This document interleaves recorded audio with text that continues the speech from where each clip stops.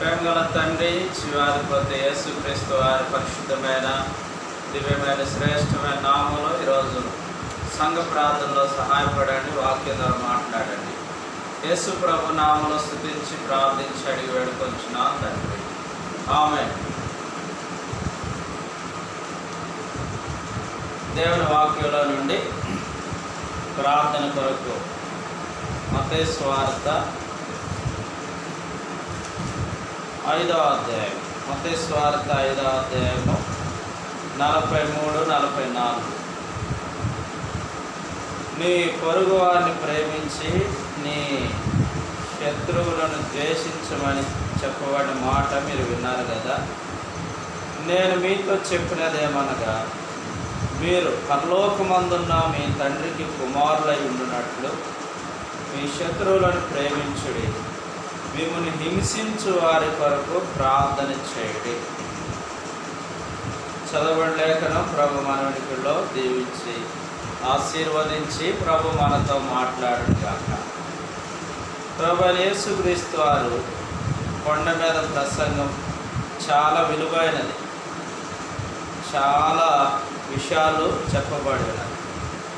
వాటిలో ఒకటేంటంటే, నేను మీతో చెప్పినదేమనగా, మీరు పరలోకమందున్న మీ తండ్రికి కుమారులై ఉండునట్లు మీ శత్రువులను ప్రేమించుడి, మిమ్మును హింసించు వారి కొరకు హింసించు వారి కొరకు ప్రార్థన చేయండి. ఎవరైతే మనల్ని హింసిస్తున్నారో వారి కొరకు ప్రార్థన చేయాలి.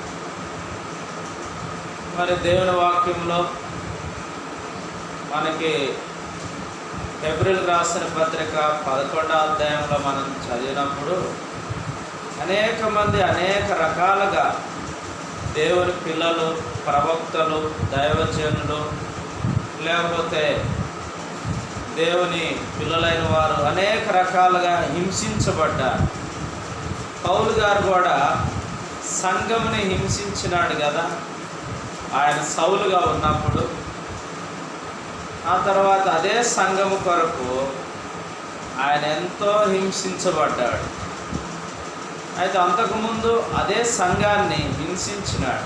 ఎందుకంటే యేసు ప్రభువారు అపోస్తల కార్యము 9వ అధ్యాయంలో మరి పౌల్ని దర్శించినప్పుడు, నీవు హింసించుచున్న యేసుని అన్నాడు. అంటే సంఘమును, దేవుని ప్రజలను, దేవుని దాసులను, ప్రవక్తలను, యాజకులను, దేవుని పిల్లలైన వారు ఎవరైనప్పటికీ ఎవరైతే వారిని హింసిస్తారో ఇండైరెక్ట్గా ప్రభువైన యేసుక్రీస్తు వారిని హింసించినట్టే. అయితే యేసు ప్రభువారు ఏం చెబుతున్నాడు? ఆయన చెప్పే మాటలో ఎంతో అద్భుతం ఉన్నది. చూడండి, మిమ్మల్ని హింసించు వారి కొరకు ప్రార్థన చేయమంటున్నాడు. హింస పెట్టే వారి కొరకు ప్రార్థన చేయండి అంటున్నాడు.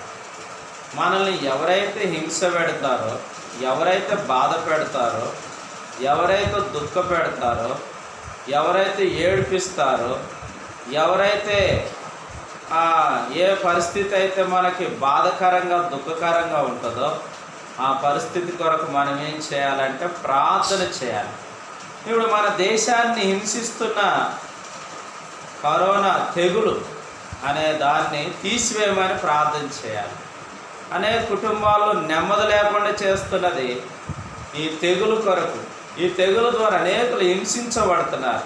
ఎలా హింసించబడుతున్నారు? చాలామంది మరి డాక్టర్లు, నర్సులు అయితే ఎంతో వ్యయ ప్రయాసాలతో కష్టపడి డ్యూటీ చేస్తూ ఉన్నారు. చూడండి, పోలీస్ అధికారులు ఎండలో వారు డ్యూటీ చేస్తూ ఉన్నారు. రకరకాలుగా ఈ యొక్క రోడ్డు అంటే పని చేసేవాళ్ళు కావచ్చు, వార్డ్ బాయ్లు కావచ్చు, ఇంకా రకరకాలుగా ఎన్నో రకాలుగా గవర్నమెంట్ వారు. అంటే ఈ కరోనా వైరస్ అనేది ప్రజల్ని హింసిస్తుంటారా, వాళ్ళు శారీరకంగా హింసకు గురైపోతూ ఉన్నారు.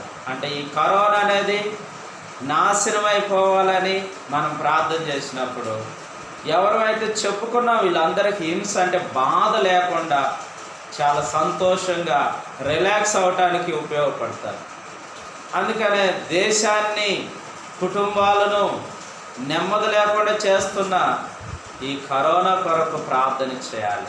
ఈ రోజుల్లో ఇప్పుడు ఇంతకన్నా హింస పెట్టే వాళ్ళు ఇంకెవరున్నారు?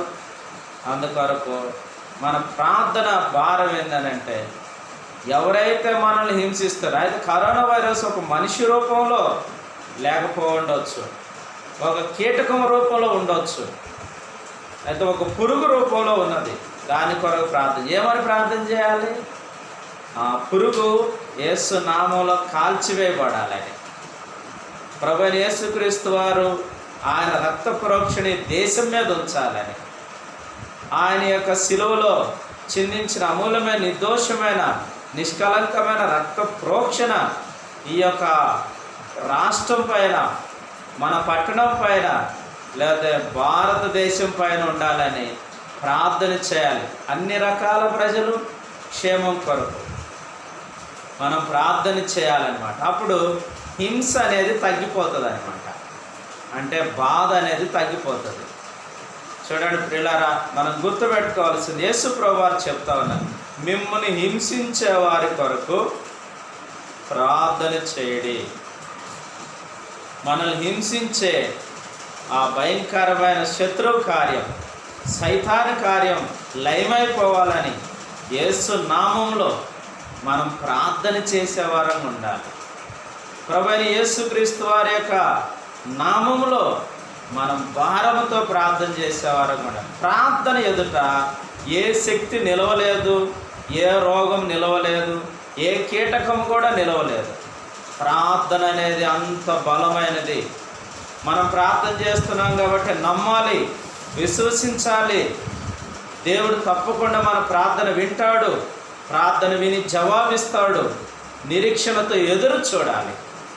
అందుకే రాయబడుతూ వచ్చింది, మిమ్మల్ని హింసించు వారి కొరకు ప్రార్థన చేయడి. మత్తయి సువార్త 5వ అధ్యాయము 44వ వచనంలో మనల్ని హింసించే ఈ భయంకరమైన తెగులు నాశనం కావాలని ప్రార్థన చేస్తే అప్పుడు ఈ డ్యూటీస్లో ఉన్న వారందరికీ రిలాక్స్ అనేది వస్తుంది అనమాట.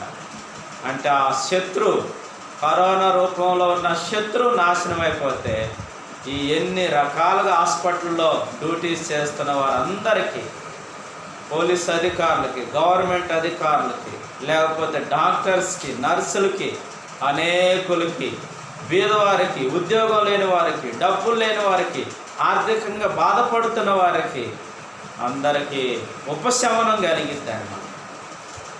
ప్రభు ఈ మాటలో దీవించునుగాక. ప్రార్థన చేస్తాం. ప్రేమగల తండ్రి, జీవాధిపతి, చెప్పబడిన కొన్ని మాటలు దీవించి ఆశీర్వదించి దీనికంటే ఫలింపు చేయమని యేసు ప్రభు నామంలో స్తుతించి ప్రార్థించి అడిగి వేడుకొంచున్నాము తండ్రి. ఆమేన్.